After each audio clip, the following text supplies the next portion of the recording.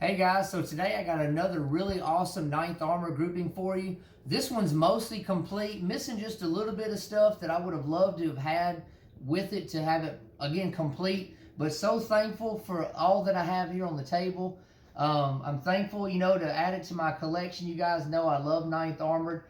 This makes my 36th uniform, and I believe this is like my fourth or fifth actual grouping. And so it's always cool when you can have complete groupings or mostly complete groupings and stuff instead of, just a jacket by itself, for example. But I got a lot to tell you about this here, so I'm going to go ahead and bring you in and let's get started. All right, so here it is, table full of goodies. All of these items here that you see belong to this veteran. And I got a little bit of a backstory to tell you. But before I get into that, I'm going to go ahead and show you.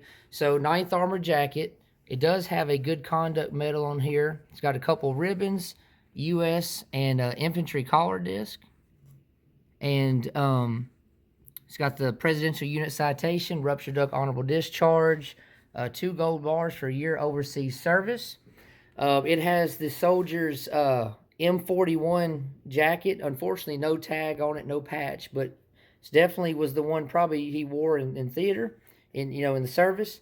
It's got the undershirt. It actually has the pants underneath the jacket here. It's got this HBT cap, which is pretty cool. It's got the guy's initials in there. This right here is really awesome. I've never seen one of these before, but it says Society of the Remagen Bridge, and it talks about the first crossing of the Rhine by Allied forces, March 7th, 1945. And this right here is like a 10-year anniversary of March 7th of 45. This is 1955. And this was presented to all officers and service members, in the 9th Armored that took place, or that it had to do with the capture of the Remagen Bridge. Again, I've never seen one of these before. I'm definitely going to get it, framed and everything. That would display really well. It doesn't have the man's name on the front, but he wrote his name on the back. His name was Earl Chester Bell, and Earl Bell was from Kansas.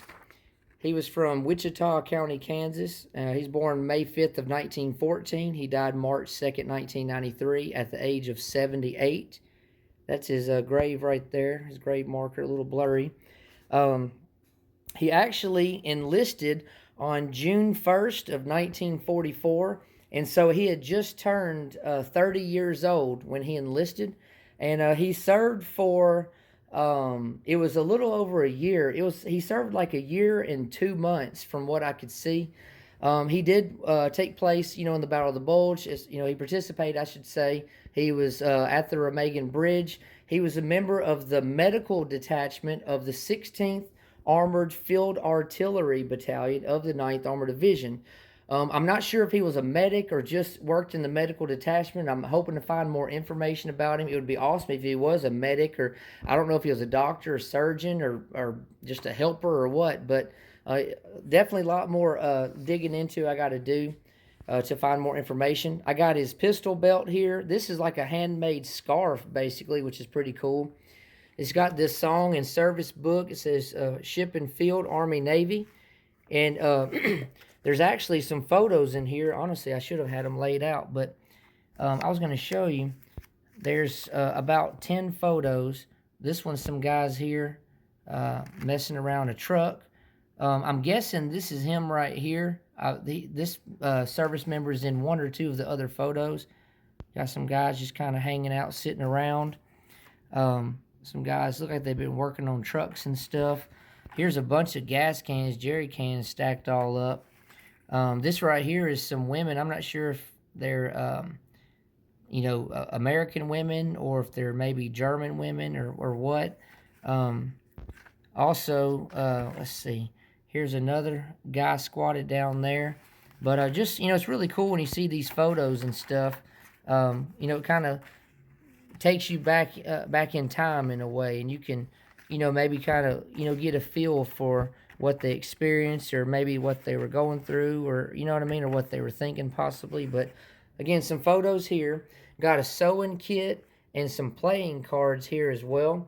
I'm so thankful to be able to add this to the collection, and I've got some stuff I've researched here from Ancestry and like Find a Grave and stuff like that.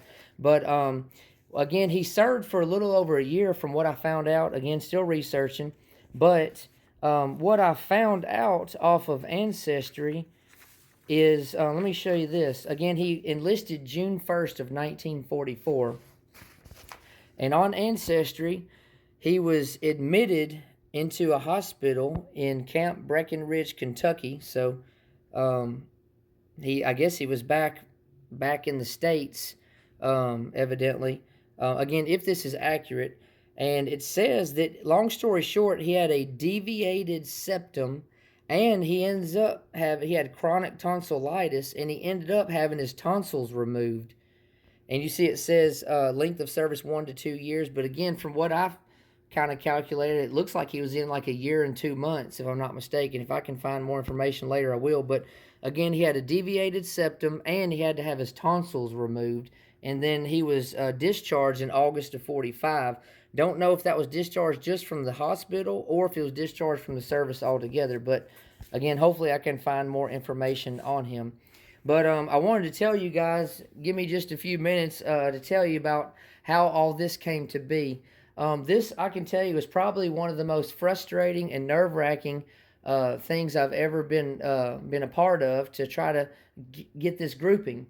And the reason I say that is this came from eBay, and this originally, just this jacket and the photos, the sewing kit, the playing cards, and this little book, just those items, and again the jacket, were listed in a group and on eBay, and several collector friends, some of you guys, sent me the link immediately after you saw it. And the starting price was $25. And then there was a buy it now price, which was really, a pretty good chunk of money. And so I went back and forth for about 30 minutes talking to my wife, and I was like, man, I really want it. And so I went ahead and selected the buy it now price, and I paid immediately. Well, I went about 2.5 days with not hearing any communication from the seller, which I know people get busy. And I'd messaged them about 4 or 5 times, the status of everything, and just trying to figure out what's going on. Finally, I heard from the seller, and they messaged me and said that someone else had messaged them and made a much higher offer, several $100s more offer, to buy it from them. And the seller said they were conflicted on what to do. And so obviously that kind of alarmed me, and I messaged them, and I'm like, well, I paid up for it. I did the buy it now. I paid immediately. It's been almost 3 days now, and I want what I paid for it. Somebody can't message somebody and try to undermine a buyer and try to get a seller to refund. I know how people are. I know how people are, but I told them, I said, the right thing to do is do the right thing and send me what I paid for. And so, long story short, I ended up, they did the right thing, and they shipped it to me. Then they told me they have other items that belong to the same veteran. It was the M41 jacket, the undershirt, the pair of pants, the HBT hat, the scarf, and this belt. This certificate here came with the original grouping. So again, M41, all those other items. And with eBay, sometimes it takes 24 hours to for a post to be, visible for people to potentially bid on or buy or whatever. So I waited 24 hours, and I just had a feeling, though, that this seller was going to try to do something to put an outrageous price on the items, just to try to get me to buy it, because they knew how much I wanted to keep the grouping together. I had mentioned that in messaging.